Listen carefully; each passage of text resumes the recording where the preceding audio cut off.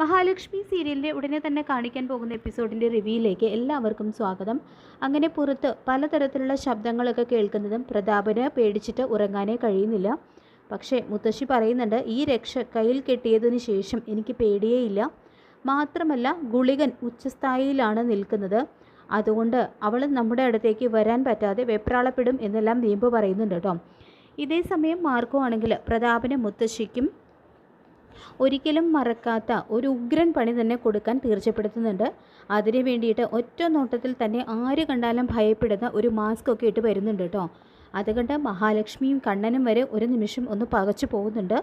ഇന്ന് രാത്രി പ്രതാപനും അയാളുടെ അമ്മയ്ക്കും കാളരാത്രി ആയിരിക്കുമെന്നും അവർ പോകുന്ന വഴി പുല്ലുപോലും വിളക്കില്ലെന്നും നാളെ തന്നെ രണ്ടും ഈ അഗസ്ത്യകൂടത്തിൽ നിന്ന് തന്നെ കെട്ടുകെട്ടിക്കുമെന്നും മാർക്കോ പറയുന്നുണ്ട്. ഇതേസമയം പ്രതാപനും മുത്തശ്ശിയാണെങ്കിൽ പതുക്കെ ഒന്ന് ഉറക്കം പിടിച്ചു വരുന്നതേയുള്ളൂ. ഇതേസമയം തന്നെ വാതിലിൽ ആരോ ശക്തിയായിട്ട് തട്ടുന്ന ശബ്ദം കേട്ട് നല്ല ഉറക്കത്തിലായിരുന്ന മുത്തശ്ശിയെ പ്രതാപൻ വിളിച്ചുണർത്തുകയൊക്കെ ചെയ്യുന്നുണ്ട്.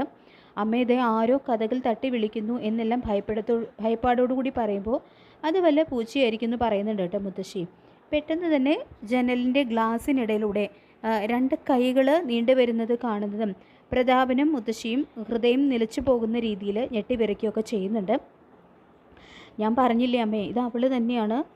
നമ്മുടെ അടുത്തേക്ക് വരാൻ പറ്റാത്തതുകൊണ്ട് അവൾ നമ്മുടെ മുറിക്ക് ചുറ്റും കറങ്ങുന്നതാണെന്നെല്ലാം പറയുമ്പോൾ എന്തായാലും ആ മന്ത്രവാദിയെ കണ്ട് ഈ രക്ഷ ജപിച്ചു കിട്ടിയത് നന്നായി.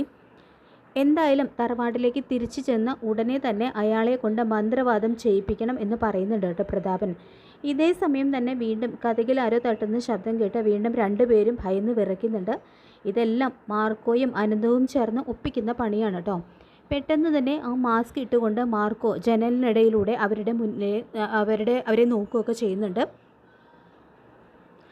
അതുകൂടി കാണുന്നതോടെ രണ്ടുപേരുടെയും ശ്വാസം നിലച്ചു പോകുന്നൊരവസ്ഥയിലാവുന്നുണ്ട് കേട്ടോ. അങ്ങനെ അവർ മുറിയിൽ നിന്നും ഇറങ്ങി പുറത്ത് കിടക്കുകയാണ്. ഇതേസമയം മഹാലക്ഷ്മി ആണെങ്കിലും പ്രതികാരത്തോടെ അവരുടെ അടുത്തേക്ക് പാഞ്ഞെടുക്കുന്നുണ്ട്. ശേഷം അവർ മുറിയിലേക്ക് തന്നെ തിരികെ വന്ന് പേടിച്ച് വിറച്ചിരിക്കുകയാണ് കേട്ടോ. തുടർന്ന് മുത്തശ്ശി പറയുന്നുണ്ട്, ഏടാ പ്രതാപ, നീയല്ലേ പറഞ്ഞത് ജീവിച്ചിരിക്കുന്ന മഹാലക്ഷ്മിയെ മാത്രം നമ്മൾ പേടിച്ചാൽ മതിയെന്ന്. ഇപ്പം എന്തായി? അന്ന് അവളെ ചിത കൂട്ടിയ ദിവസം പാലപ്പൂവിൻ്റെ മണം വന്നു എന്ന് പറഞ്ഞപ്പോൾ നീ അത് വിശ്വസിച്ചില്ല. കയ്യിൽ ഈ രക്ഷ ജപിച്ച് കിട്ടിയത് കൊണ്ട് മാത്രമാണ് നമ്മൾ തലനരകി രക്ഷപ്പെട്ടത്.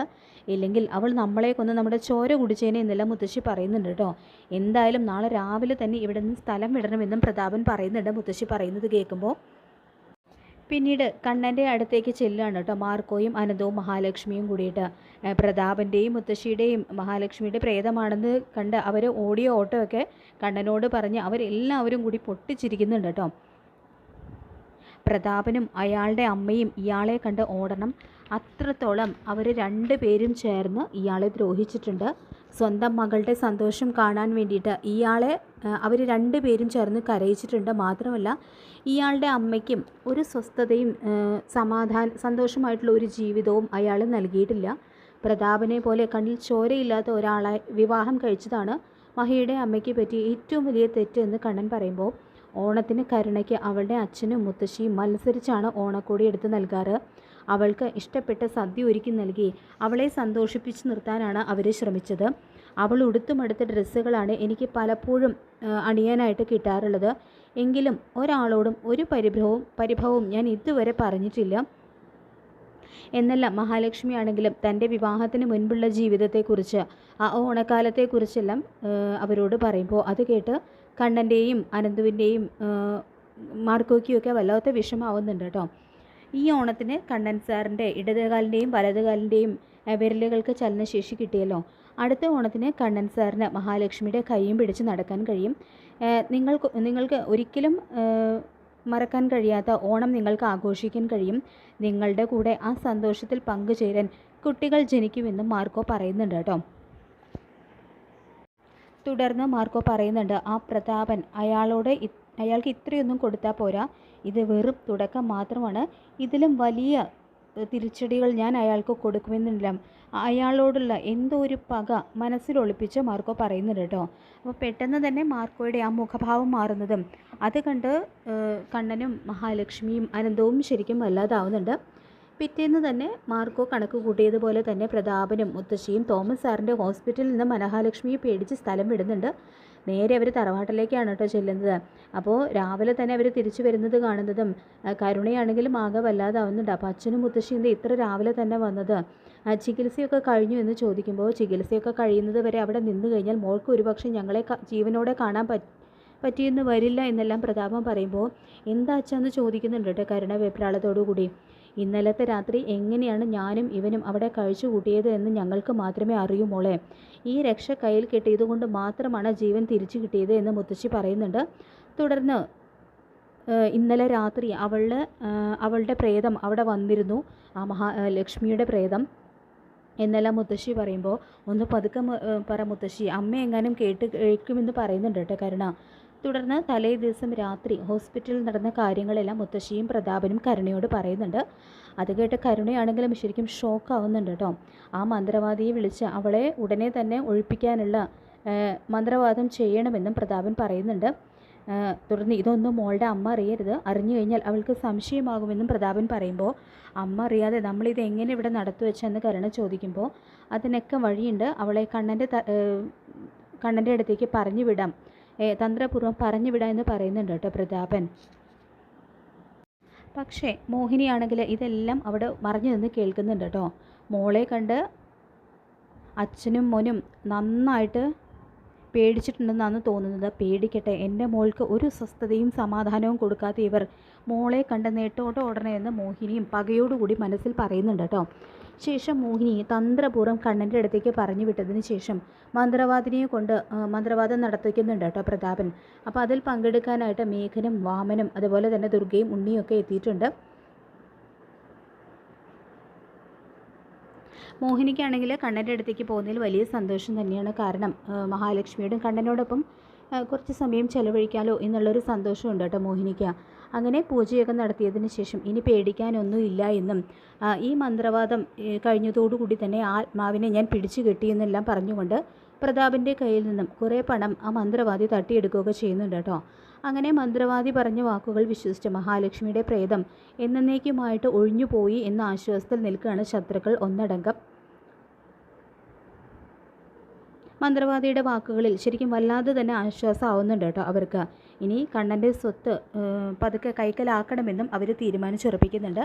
പക്ഷേ അവരുടെ ആ വിശ്വാസത്തെ എല്ലാം കാറ്റിപ്പറത്തിക്കൊണ്ട് അന്ന് രാത്രി തന്നെ മഹാലക്ഷ്മി വീണ്ടും മേഘനെയും ഉണ്ണിയെയും ദുർഗയെയും പ്രതാപനെയും മുത്തശ്ശിയൊക്കെ പേടിപ്പിച്ചതുപോലെ തന്നെ വാമനെയും നന്നായിട്ട് തന്നെ ഭയപ്പെടുത്തുന്നുണ്ട് കേട്ടോ.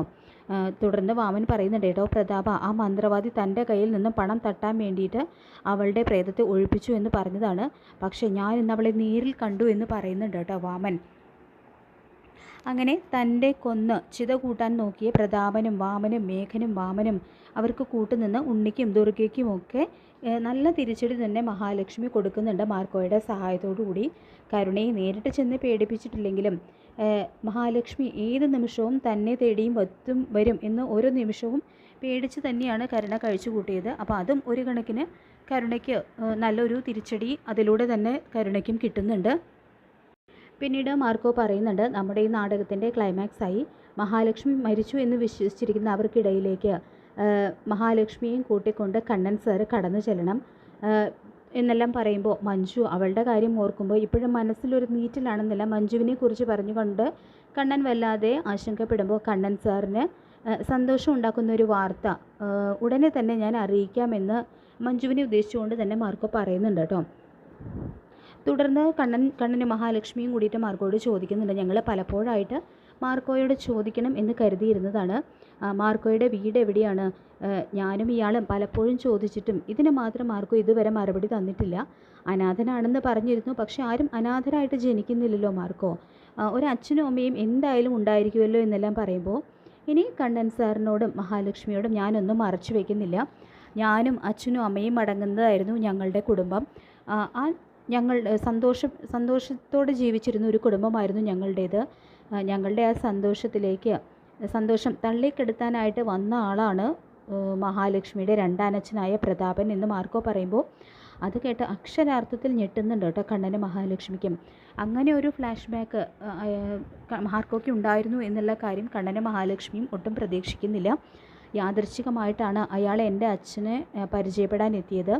പിന്നീട് ഞങ്ങളുടെ കുടുംബത്തിലെ ഒരംഗത്തെ പോലെയായി അയാൾ മാറുകയായിരുന്നു. പതുക്കെ അയാൾ അച്ഛൻ്റെ സ്വത്തുക്കളെല്ലാം കൈക്കലാക്കി.